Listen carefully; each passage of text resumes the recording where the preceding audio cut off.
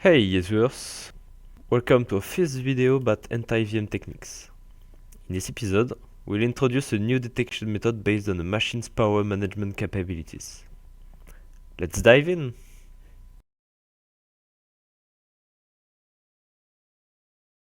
So, what do we mean by power capabilities? Every computer needs a way to manage its power. When should it enter sleep mode? When should it cool down its components? In this video, we look at two techniques. The first one involves temperature management, and the second focuses on sleep mode management.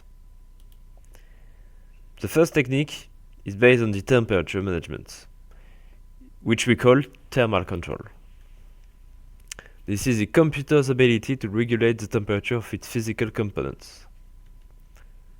The system divides the computer into thermal zones, allowing it to monitor the temperature of different components. Each zone is managed independently. But you might be wondering, what happens if there are no thermal zones? Simple.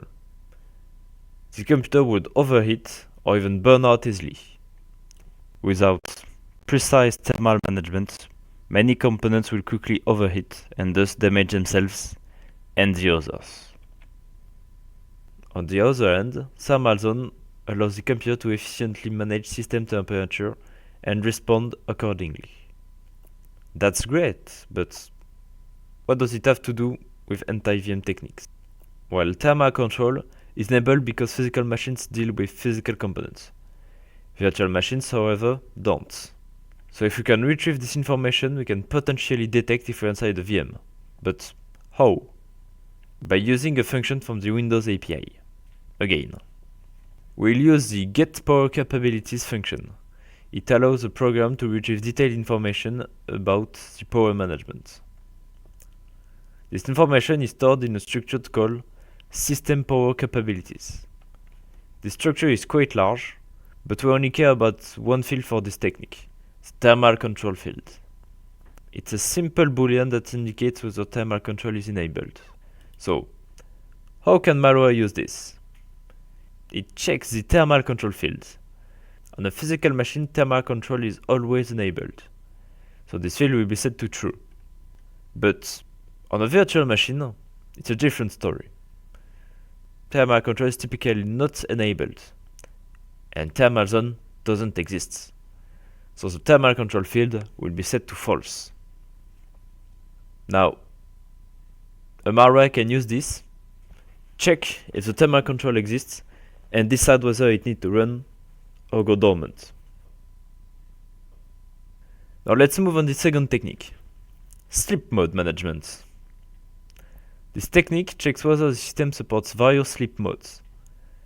Sleep modes reduce power consumption and are a kind of partial shutdown.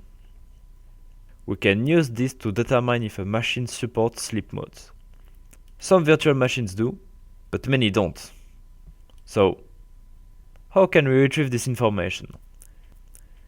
You might have guessed it, we'll use the same function as before, GetPwrCapabilities. This time we'll focus on the field System S1 to System S5. What does this state mean? The field System S1 to S3 are common sleep states, which enable the reduction of the power consumption. System S4 is the lowest power consumption. It is also called hibernate. System S5 forces the system to appear to be off. Malware can use this to check whether a computer can enter sleep mode. If it can, it's likely running on a physical machine. If it can't, it's probably running in a virtual machine. And the malware might just go dormant. That's the end of this video. Thank you for watching, and see you in the next one.